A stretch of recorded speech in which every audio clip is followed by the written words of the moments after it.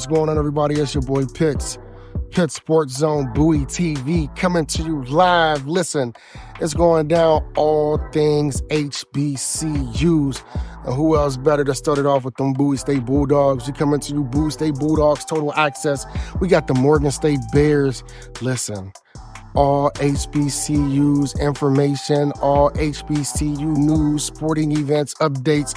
You get it live here with Pitt Sports Zone, Bowie TV, Comcast Channel 77, Verizon Channel 11 is going down. Don't you miss a beat. Listen, it's only the beginning because it's early still. And it's We're gonna be here all day. all day.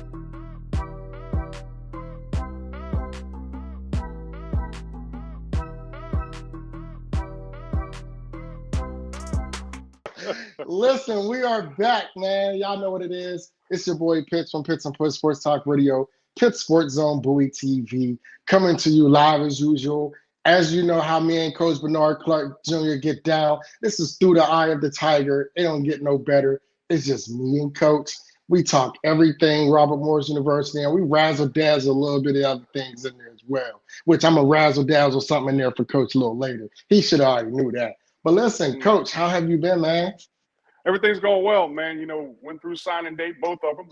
You know, one in December and the one in February. Went through both those signing dates, so we feel good about the guys we have and getting ready to kick off spring ball. But right now we got spring break, so I'm down in Florida relaxing, man. Got an opportunity to see my mother, and my wife and I took out to lunch the other day. So things are going good. I got no complaints. I am enjoying the process. I can tell, you know, that's that sunny Florida behind you, you know, that I can see just trying to burst through the blinds. So I'm jealous. Hey, don't be. I know it's a little sunshine up there in Baltimore. You're all right. You good? Nah, not even. But Coach, before we get into spring football, man, I feel that we'd be remiss if we don't, you know, kind of pivot a little bit, right? The season didn't end the way you wanted to. You know, you had 2 games. You had 3 games, you know, towards that end of that season where you had Duquesne, you know, and then you had to follow up with another. So, but the season didn't end the way you did. It ended great. You still was on a winning season, right? Mm-hmm. But you guys killed in the awards. And I'm just going, I'd be remiss. We got to go through just a couple of them, right? Absolutely. Go ahead. So then you had Luke Belatowski, right? He was your the NEC Northeast Conference Football Fall Scholar Athlete of the Year, right? Mm-hmm. Then you have, not only was he the Fall Athlete Scholar of the Year, right? You also had your Rod Carter Jr. He was ranked number 1 cornerback in some polls, right? You had the number 1 defense last year in the NEC, right? You're talking about ranked number 1 ranked number 2 in sacks, ranked number 1 in scoring. Rank your leaders, oh my goodness. You talk about Keon Freeman and Jamar Shagad. You talking about number 1 and 2 and leaders and tackles in the NEC. This is the entire conference, not just Robert Morris University, right? But what was like that commercial in the past? Wait, there's more. Then, you have 4 first-team all-conference, Jamar Shagad, Noah Robinson, Landon Lucas, Luke Belatowski. Then you had 4 second-team all-conference, Rod Carter, Tavon Edmonds, Tyrus Harvey, Jason Jenkins, Keon Freeman, which Keon should have been the first team as well. How do you lead the NEC and tackles, but you're not a first-team all-conference? No, that's I'm not going to do too much on that one. But let's talk about that NCAA ranked defense of yours. Number 9 in sacks, number 9 in defensive touchdowns, number 14 tackle for loss, number 17 in scoring defense, number 17 in pass efficiency, number 30 in third down, number 32 in total defense. Then your special teams got some love too, right?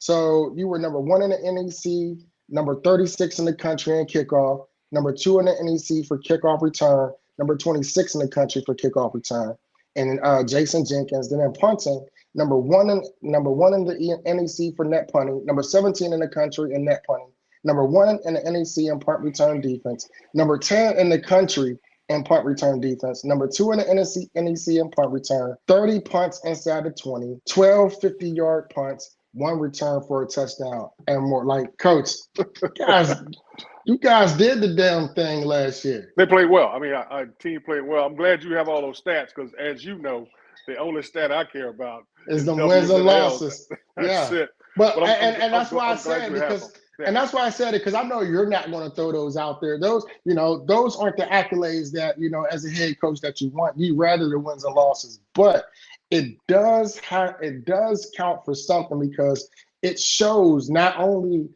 because we talked about this in a plethora of other sessions episodes when we talked about when your team was didn't have any wins, but they fought like they were undefeated. Then the next year they increased their wins. Then last year they're in the win column. Like, talk about how does that feel aside from wins and losses when you see that your guys are getting the recognition that they deserve despite the record of wins and losses. Oh, no, it was outstanding. I mean, it was great to see our guys not only turn it around from the year before, go back into the NEC and play the way they're capable of playing, but probably the one that stands out more than any of those accolades is Luke Beltevsky. I mean, to have a 3.94 GPA, to be the Scholar Athlete of the Year in football in the whole conference, I mean, that's unbelievable. That's a great opportunity for him. He's getting a lot of job offers, so that's the positive thing about it. The only crazy thing about it, he had one more year, but he felt like this was it for him. He accomplished everything he wanted to accomplish. He has his degree, Scholar Athlete of the Year, all conference. He's done everything he's possible that he can do, I think, and he decided he wanted to go ahead and go on with his life. And so I wish him nothing but the best in his future endeavors, and everything works out for him. And you got Shigag and you got Keon, like you said, number 1 and number 2 in tackles. I don't think that's ever been done in the conference. Ever. I know it's never been done to Robert Morris. It's never been done to Robert Morris. That was the first in Robert Morris history. I'm not sure if it's been done in the conference. How does Keon get nodded for second team and you lead the NEC in tackles? The whole thing is it goes down to the fact that I think it has more to do with that's how they saw it. That's how the NEC saw it. So I'm not going to debunk what they did. I mean, I'm just happy that guys got all conference. It was a great accolade for them, put them in a great position. Like you said, when you're number 1 and number 2 in the conference, didn't go the way they wanted it to go, but it was outstanding that they did it. And for Keon, he didn't start the season. I mean, Keon's a guy that came in the fall, remember? So he was still learning the defense when he got there. So he didn't start against Utah State. He didn't start against Edinburgh. He didn't start starting until the third game of the year. And that's when he came on strong. And in a couple of games, he ended up getting injured and he couldn't finish the game. The Stonehill game, he couldn't finish because of a bad shoulder. So it's a situation where he basically played 9.5 games, and he ended up with the tackles that he had. And Shigag's been a cornerstone of our team ever since he got here. Shigag got here back in 2000. I can't remember when he got here. He's been here for so long. But the fact that he got here and he's been able to play where he's capable of playing. And on top of that, he has his master's degree. He has his bachelor's and he has his master's degree. So he's put himself in a great position for great opportunities. And those guys have done some great things. Rob Carter, like you said, started out the season with a dynamic play with a catch of the year. ESPN top 10. ESPN. I forgot about that, right? And you had an ESPN top 10. He could have had 2, but he had an ESPN top 10 moment last year. Number 1, actually. Absolutely. And so Rob had a great year. And you're talking about a guy, and like I said before, no one knows this, and a lot of people don't. I should say a lot of people don't know this, but Rob broke his hand. That was the reason he had to go up with one hand and catch that ball the way he did. But the great thing about it, he finished the season strong. And later on, we got him in on kickoff returns. He was able to return one against Central Connecticut. Did a great job against those guys. And you go on and on and on about how hard our team has played, how these guys have put themselves in position to be real good athletes and perform the way they perform. And I really appreciate those things those guys did for us. The crazy thing about that, when you have players that perform like that, you have a defense that's performed like that, that's one thing that happens, man. You lose coaches. So it's a situation where we lost 5 coaches here. We lost the offensive coordinator. We lost the defensive coordinator. We lost the D-line coach. We lost the tight end coach. We lost the running backs. We lost the running backs coach. But they went on to better things for them. It's a better opportunity for them. And I always tell coaches, man, you got to do what's best for you and your family. You can't do what's best for me. You can't do what's best for the university. You got to do what's best for you and your family. That's what those coaches did, and I wish them nothing but the best. But we had to reload. We had to reload and go out and get some coaches. And I think we got some guys that are going to fill those voids pretty good. How does your team, or how do you as the head coach, because yes, you're the head coach and a lot of things is disseminated through you. But, when it comes to your leadership, I watch how you allow your coaches to coach, right? Yep. And, how do you try to emulate that success when you have new individuals? Because I'm sure what they do is different, right? Nothing that they do is going to be the same. So, what is the mindset there in regards to um, understanding that this is going to be a new process or a relearning process, should I say, for us as a unit? Well, the most important thing on defense, it wasn't that big of a change. It was a change, but it wasn't a change. Uh, Jason McCrenos was our corners coach. I just bumped him to defensive coordinator. And we brought in a safeties coach, we brought in a linebacker coach, we brought in a D-line coach. So that's a situation that's not going to change much. Our defense is kind of going to stay the same. We may change some tweaks here and there, but it's not going to be major. It's not going to be a major overhaul or anything like that. Yeah. And the positive thing about the offensive coordinator, a guy by the name of Troy Rothenbuehler, Coach, he was for the last 5 years, he was at Youngstown. So he was proven at Youngstown, did an outstanding job. When I spoke with the coach at Youngstown, even though he let him go, he felt like he was a great coach. And I felt like he was a great person. And the thing that impressed me was when I talked to him and I interviewed him, he said, Coach, the most important thing is that the guys come in and learn. He said, so I'm not going to come in and try to revamp everything. I'm going to come in and learn what they did, and we're going to put it together what I do and make sure we're all on the same page. Because it's a lot easier for me to come in and learn as opposed to me trying to come in and try to change 45, 50 guys to get them on the same page. So that was the positive thing about that, his mindset when he got in here. And the other coaches that I brought in, the only change I made, our special teams coordinator, Coach Tansky, he was our safeties coach. I moved him to tight ends. And the reason I did that is because it gives him an opportunity now to focus on one position with tight ends and the special teams unit. And also he was a wide receiver in college. So now he's worked both sides of the ball. He's coached on the offense and he's coached on the defense before, so I moved him back to the offense. So I think it'll give us a better balance and give him give him a better opportunity for better jobs and better situations for him also. So I did that. And like I said, the other coaches I brought in a new running backs coach, brought in a D-line coach, brought in a safeties coach, and brought in a linebacker coach. Because obviously the biggest loss, and not because of the defense, is Coach Plungers. Me and Coach Plungers have been together for the past 10 years. We were together at Albany. I brought him over his first defensive coordinator's job. He was 27 years old. And it's going to be a change for him because now he's going somewhere. He's at James Madison University now, and it's totally different for him. He went there as a linebacker coach, so it's a totally different situation for him, with a new head coach and someone, a new leader for him. So that's the only big change for me. It's just kind of me and Jason got to get to know each other the same way that Coach Plungers and I knew each other. But I think it's going to go smoothly. It's going to go well. The most positive thing about this is you let the young men know when they come in, and I told them the word for spring ball, and you'll like this ball. The word for spring ball is embrace. Embrace the change, embrace what's going on, and understand the importance of the change, that you have a clean slate now. I'm not going to tell a coach, this guy can do this guy can do that. We're watching film. Every day we're watching film as coaches. We had 3 days of practice before we went on spring break. They weren't in pads, but we were still able to see who can move, who gets after it, who works hard, and things like that. And you got new coaches coming in. They're coming to me. If I say, hey, man, I don't know, this guy can get it done, they're saying, hey, coach, I can get him and get it done. Because that's the excitement that they have, and they haven't seen him play. They don't have any preconceived notions about him doing this or doing that.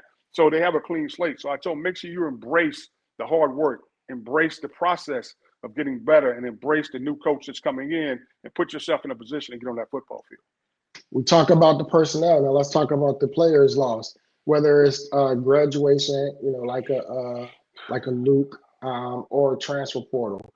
I see you signed, I think I want to say I was 43 from my record is around that number, where you had a couple new players coming on. Talk about the losses from the player perspective, or whether it's graduation or transfer portal.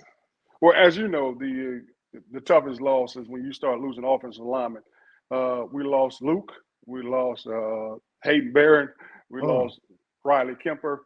All these guys are just, after years of playing football, their bodies are just so banged up. It's like, coach, it's just time for me to start my life.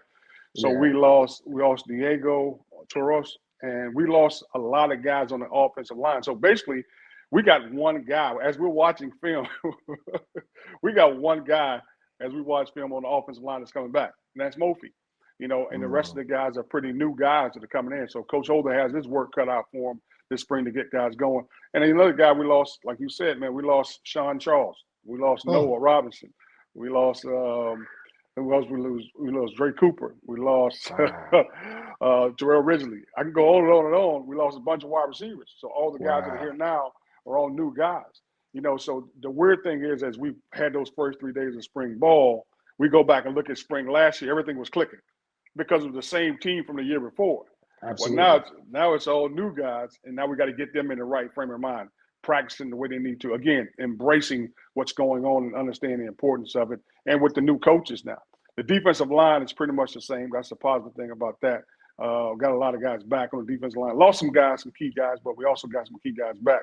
The biggest loss on defense, as you know, is the two backers. We lost two leading tacklers. Yeah, so we got new linebackers and got new guys coming in, trying to take some of those guys who are there right now, trying to get them moved back. So we got a lot of competition there. At the safety spot, lost our safeties. A couple of our safeties, about 3 of our safeties went in the transfer portal. We lost 2 starting corners that were first team all conference and second team all conference, and Rob and the Tyrants. So we lost our corners. So we're new, but at the same time, we feel good about who we have and what's going on. And again, one of the biggest losses, as you know, and it's Noah, but it's Tyrus. It's Tyvon. At running back. Him and DJ, DJ went in the portal. He decided to go in the transfer portal, and we lost some other guys. But we got to revamp that whole running back position. And Anthony, Chickett, Anthony decided he wanted to go in the portal. He felt like he can do a better thing. I think he's at Temple now. Now, I'm not sure if he's there as a scholarship player, as a walk-on, but he's at Temple right now. So we lost Anthony also, who was also a big part of what we had going. Lost both our tight ends. One went in the portal, one went in the portal. And the crazy thing is this, Pitts. Landon. How great Landon Lucas was for us. Yeah. Landon, and the crazy thing, Landon graduated. He was done, but then the JUCO rule came out, and so Landon got an extra year. And we called him, and he's like, "Coach, I'm gonna see what I can do." He went in the portal. He got picked up by Tulsa. He got an NIL. He got an NIL deal. He puts himself in position, and I'm happy for the young man. I hope it works out for him. I hope it works out great for him, because I think he's the kind of young man that could play at the next level. I really do, just because of his work ethic more than anything else. He could be an H-back if he's not going to be a tight end, an inline tight end. So we lost those guys, but I think we picked up some good pieces. I can't tell you if they're going to be great now or great later, because haven't been through spring ball. I kind of wait to comment on the guys that we have and see how they go. But I do feel good about Zach Tanner. Zach's the quarterback who played the last game for the Stars in the last game against Stonehill. Had a real good game for us against Stonehill. And I feel good about that. So we have him at the lead of everything, at the realm of everything. I think the guys feel positive about what he can bring to the table. That's right. Chickett is at Temple too. Yeah, Chickett went to Temple. Yeah. That's right. Is it easier to get used to the coaches' personalities versus the 50-plus football players that you have? Both of them about the same, Pitts, to be honest with you, man. I think both of them are difficult trying to feel coaches out. I'm sure they feel the same way about me. When you come from one new coach who's a head coach who's this way, and you come in, I'm a different personality. So both of them about the same. I had a conversation with players a long time ago, and I asked them that question. I said, "What do you guys think the most difficult job is of a head coach?" And they're like, "Trying to win." I was like, "Absolutely not. It's dealing with these personalities. It's dealing with the players' personalities, the coaches' personalities, the trainers' personality, the equipment manager's personality, the strength and conditioning coach personality. You're dealing with all those guys. You're trying to get it together. And you're trying to build a culture out of that, a culture that understands this is the direction we're going, and we're trying to build better men, better husbands, and better fathers through the game of football. And how do we go about doing that? So every year you got to try to figure out how you're going to build that culture with those different personalities. And that's probably the toughest part of being a head coach, in my opinion. Yeah. Going into spring ball, we done already talked about the players, the personnel, and the coaches or whatnot. And we get into this football aspect of it. What is your approach to spring ball? How is it more of, let's see where the guys that are coming back are condition wise, let's see what the guys that's coming in transfer or, newly signed. What is your philosophy when it comes to spring football? What are you looking for? To me, the most important thing, and what we go through is we call 4 or 5 quarters. We call our 5th quarter game. And right now we're in our 2nd quarter, which is spring ball. And that requires preparation and fundamentals. And that's probably the most important thing. We are trying to preach preparation, getting ready every day for what you need to do, and the basic fundamentals of doing that. So we have more individual drills and more teamwork stuff than anything else. We want to make sure these guys are taking the proper footwork, taking the proper stance, doing the proper punches, running their routes at the depth that we need. Doing those things are extremely important to get things rolling in the right direction. So preparation and fundamentals to me is the most important thing in spring. Spring ball practice is only about an hour and a half, but we're in the meeting rooms probably about 45 minutes to an hour. We want to make sure these guys know exactly what the coaches want from them, and you're talking them through everything. You're videotaping your individual. You're coaching them through individual. You're videotaping one-on-ones. You're coaching them through one-on-ones. You're videotaping team. You're coaching them through that. So those are the things that are extremely important to me. So preparation and fundamentals in the second quarter is extremely important to us.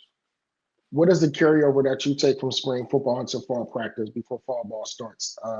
Because you're going to your fifth quarters, and then once we get into the meat of it, that's when you really get to put in your planning and what the makeup of your team is going to look like. Well, the most important thing, because as you know, and we have talked about this before, we don't have the funding for summer school. So when you don't have the funding for summer school, make sure our guys are working to get where they need to be at. So we hit the ground running because we have to treat our training camp like preseason. So we have to get after them. So there's not a day goes by that we're not in pads. It's not a situation where we're in uppers and stuff like that. The first 3 days, we have to be in uppers. The 5 days, we have to be in uppers. That's it. But after that, we're full pads. I want to make sure our guys understand what they're going. It's going to be a grueling season. It's going to be 12 games. You got to get after it each week. So to us, our training camp is like preseason because we don't have the luxury of having summer school where we can work at them and get with them and make sure they're doing the things they're supposed to do in the summer. We got to rely on them to volunteer and do those things and bust their behinds when they're at home.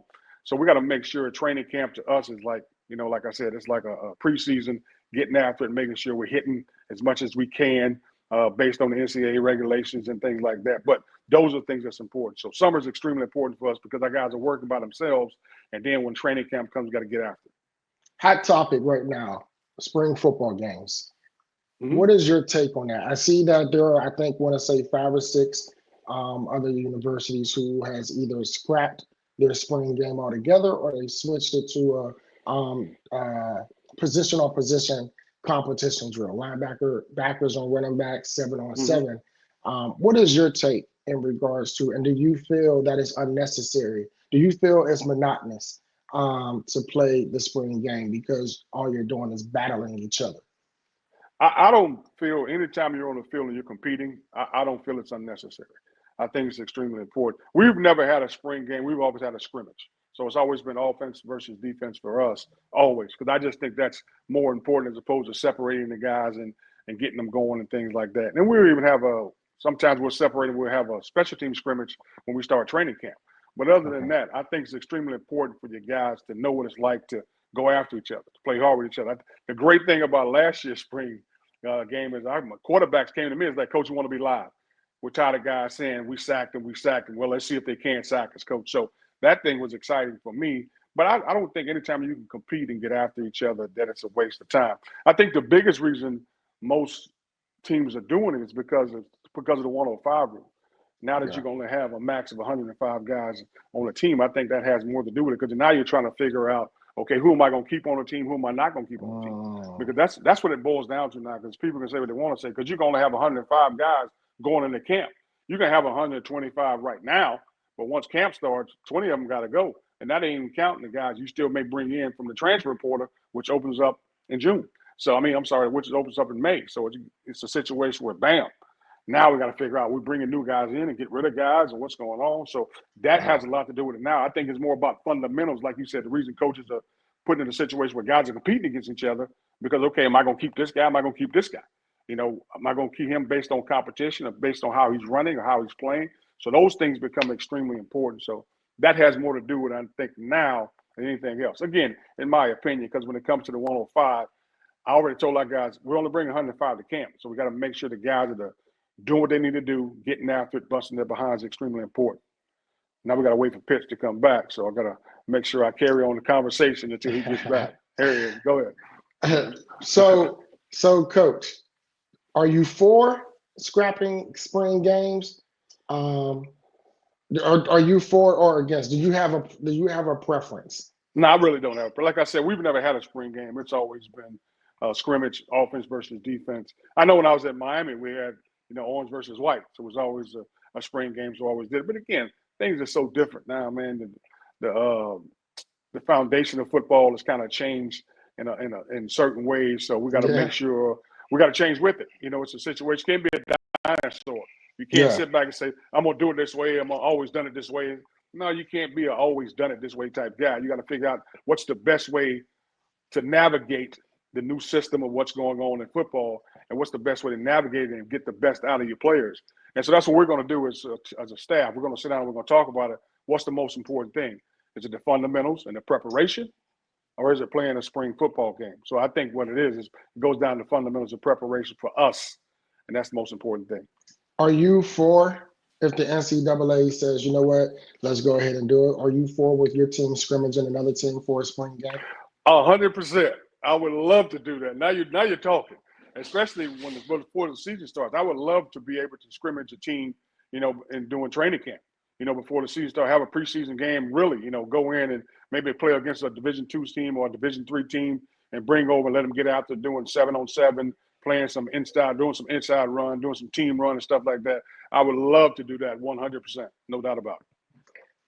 Lastly, you're there in my hometown, and I said I had to throw a little razzle dazzle. I had nothing to do with college football.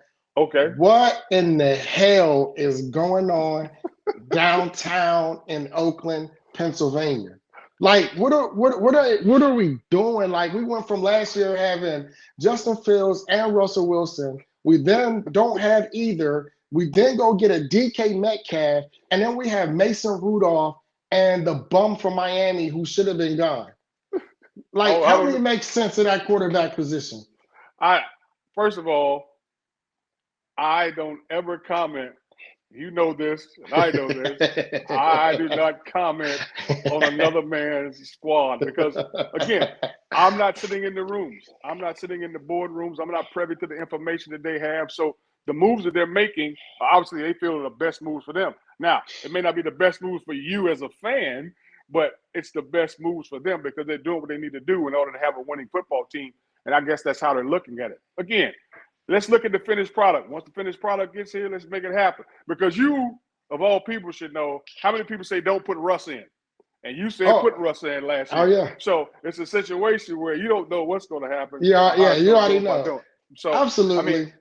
Again, you can't, unless you're sitting in those rooms and you're trying to figure out what's the most important thing, because you got to know every coach wants to win. And that's the most important thing. Every team wants to win. I don't care if it's Little League, all the way up to the NFL. Every team wants to win. They're going to do what's best for their team, not for what's best for an individual. They're going to do what's best for their team in order to put the best product on the field and win football games. So there's no doubt in my mind that's what they're doing, with the Pittsburgh Steelers. Coach, I appreciate you, man. I had to throw that little razzle dazzle in there, man. Yeah, no problem. I've been down here in Maryland scratching my head every time I see the ticker hit. I just tell fans, leave me alone. I don't want to talk Pittsburgh Steelers football at this moment. Let's wait until after the draft, and then I don't have a choice but to talk about it. But I appreciate you as always, man. Absolutely. This is going down every other Thursday for right now until the season began. Catching myself. I'm sorry, not Thursday. Every other Wednesday with Coach and myself. Hey, man, it's going down through the eye of the tiger. You know what it is. Pits and Push Sports Talk Radio, Pitt Sports Zone, Bowie TV. Oh, and lastly, shout out to those staples. Shout out to my sponsors, Staples and Smart Water.